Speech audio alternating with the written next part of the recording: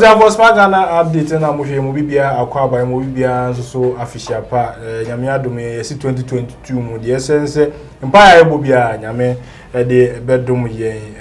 Ora, Bangbamin, Speaker of Parliament, Akasa, our just Kunfu fighter, El Coso, El Parliament. Nina, Faber Bine, Faber Binuzo, and yet. The end say, Parliament have built confidence. And go ahead to say first now, yes, majority now ya peneso buying, ya queen, and your granny a jatum. You see, now, bois ama, ye pimpins in busy, Chuamin Chimbemo, a bois, Emma, ya queen, Parliament. Number see a call, you could tell in some no cacriba, you be the home. For me, because of my experience all over the world, and I'm aware of this kind of kung fu fighting in various parliaments. Ghana was not counted among that. Now, globally, we are added to the number. I mean, it's something that we are all not proud of. Even though we know that before you can eat the egg, you have to break the shell. But you don't want to go through it yourself. You think that you have learned the lessons of those parliaments. I have a way of talking more, building consensus, than exchanging fire. And so these are not proud moments. I know that what we have achieved as a parliament for this year is giving hope to the people of Ghana that Parliament is now standing up to the almighty executive arm of government. The Parliament is now moving away from the perception of being a rubber stamp to that of being an arm of government. That when governments bring business to Parliament, parliamentarians will have the guts and courage to say we disagree with government and not allow themselves to be co-opted by government to even approve things against their conscience. This is building confidence in the democratic system. It's a great achievement, and I hope we'll build on this as we move forward. Sitting for over 3 hours, presiding over other businesses, not the motion on the e-levy. And I was tired. And so I decided to hand over. I looked and I saw that my deputies were not on their seats.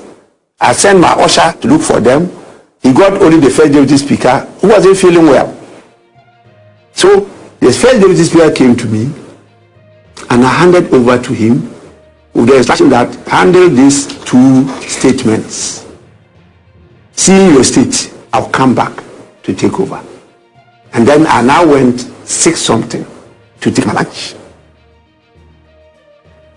While taking my lunch, I saw the second deputy speaker take over from the first deputy speaker. And so I decided to relax and then see what was going to happen. And that is what I was watching.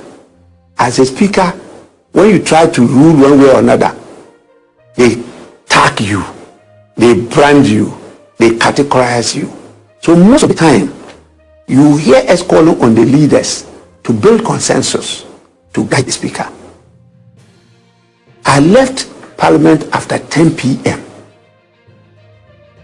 and I sent my closing remarks for the day, and that's for the session, through my usher to the second deputy speaker, that at the conclusion of the debate, you read this as my closing remarks for the session. And I have a copy I can give to you.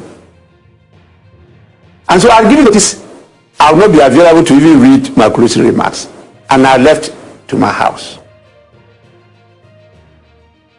Because I was so tired, later I put off my dress. I fell on the bed and slept. It was after 12 that my wife woke me up to take my dinner. And then after that, I decided to go through social media. And there I found that the honorable members that left in the house dishonored themselves by exchanging blows. And when I investigated further, I thought that this was very unnecessary. And that, to be frank with you, my first deputy speaker was wrong in even announcing that he was going to vote, and nobody could stop him from doing that.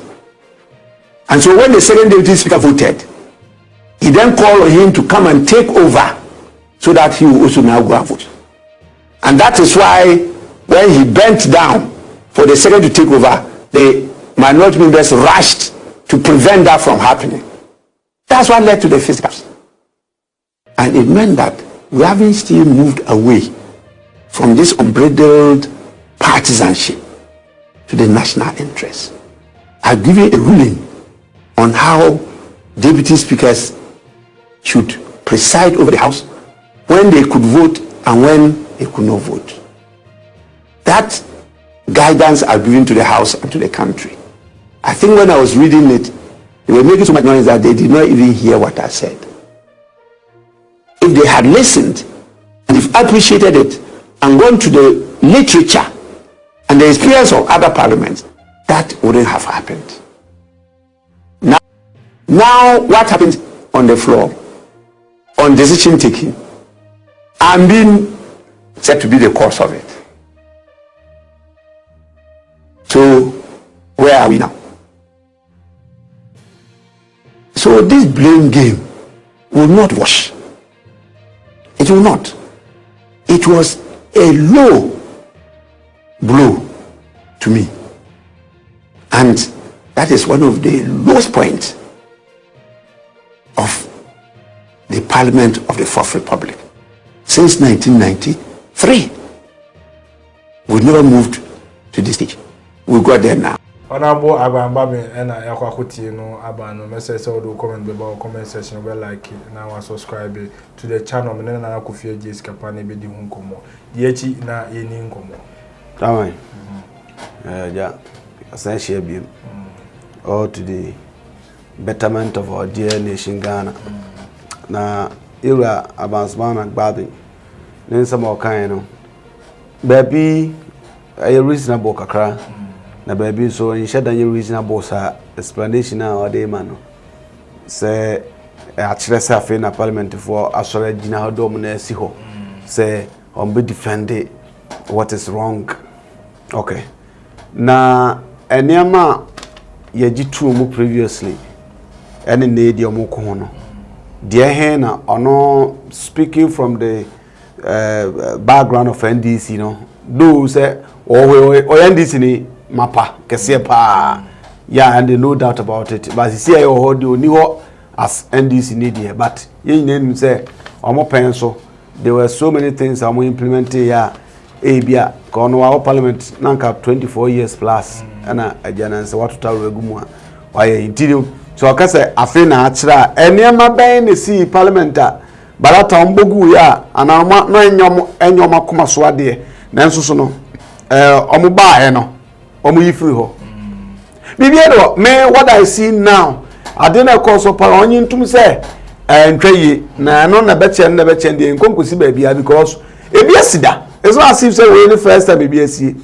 ya implementing ema bebrebe or Parliament of Ghana from 1992 Fourth Republic you know ya hu bebrebe a parliament di ama eniema ya sakra kraba no say this is the first time ya to abawia afanu no nyina apai chese obi entumi nya the required number mano a claim majority side no any difference it's sabe nso nanka de bia say ameka sabe pass no say ke hu true the say omo oman na koma ana oman no ho dodo makoma so what I say but is akwese okay me yusu me position amanya se me no nyina boso no ebe press ebe kire onyansa na I'll show you where power lies o de aden bakura me mpene we is okay me so ma force anya ba ku bi aja osebroni wonsebroni me kire independent candidate no abeka no ntime so de aden beba no but that's the only difference but sabri nanka a lot of Ghanaians would be happy. San Kambo say, you levy, and any other decision be a take if you know. We dey the part, may end this in but it's answer me or man who don't know me jitum say embraso. We dey may MPP ni but a day a day be there. Mem enya dia beboa nti mempene. This is the time I go say who sa na nyina. But dey wonu nyina ye omono ma tete ade no ansakre dey mai. To kasa fair honorable Vice Speaker of Parliament with all the respect mena na nya adwene. Na from your business no kasa time sa basabasa no ba Parliament no oyeyi or no Parliament na ofi Parliament no dey closing note then ma omo ko ye no na chese of muda ofi run no is wa form wadanti na ti na say 12 apa ho kra ma yes 7 dinner near there anti who social media na say na ekoso no enye ade aye nti efa ba bi no do wise enso ye mistake because all kono wakra aye bibia or den closing note aye den aba then na oba say second first deputy speaker of parliament now so be to aba uzuzu say do wise anye ni na so uzuzu say na nke ni kwan say speaker of parliament to free on abra without say you process no good honorable abamba be kasa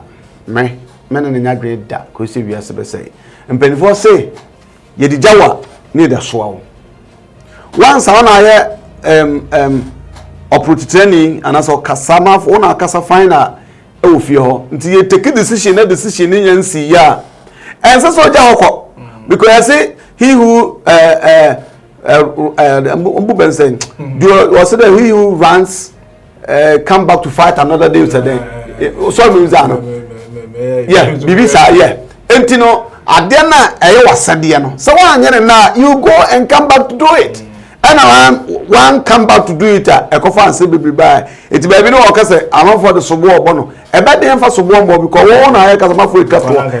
Process na so etum process na nsi nti process nsi how then do you write the say keynote address so what I say ending closing remarks how can that be possible because then you and I went down cross so what to trap to one but they ba ku ya nkofo bre kan ho asem me ne sa nkofo ya adwen yeye do wise o ya MP Yura Abababe onye MP the wise MP second deputy of speaker also here or the say MP into he take decision he also represent his people into other thing take decision because me continue we need rise over vote but we need say the almost standing orders the best speaker FM one minim say the city into Twitter adwanu mu a ontimi vote esa mo bi ba beti e sade na so on tie na to ye also yourself also hand over ma the second deputy no so ababe atumi vote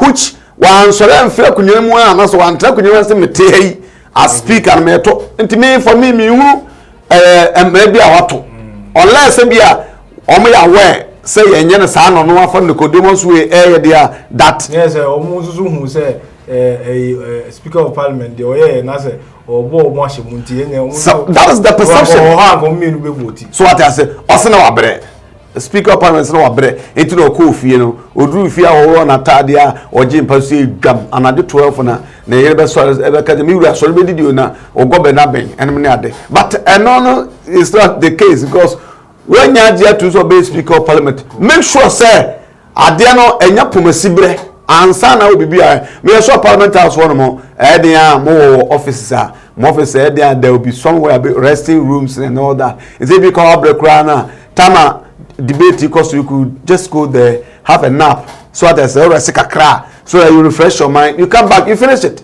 now one can dem tan say be no when you see the bobo name mon try to convince you say the AC no chere say after the parliament agent na so me I see no difference between now and before we be a fight for the we say nin sema wo kan here say na kwa yes as budget accept levy accept and so as accept and no hwe nin sema ya wo kan ya wo analyze ya chere say ya accept because ono na yeso ogina adwam e ka eruli oni ono ma first deputy speaker na yeso ono so eye e na ono nsem a wo kan kire say as the wise kra no anye ni nti no ono ya je atum ana anye ntum wo de wano si say majority decision ana ye adwuma e ofie ho it is all no beje atum say e-levy is passed or accepted or whatever. No, it's not the case. It's the case of majority and then minority decision. It's your call to abano.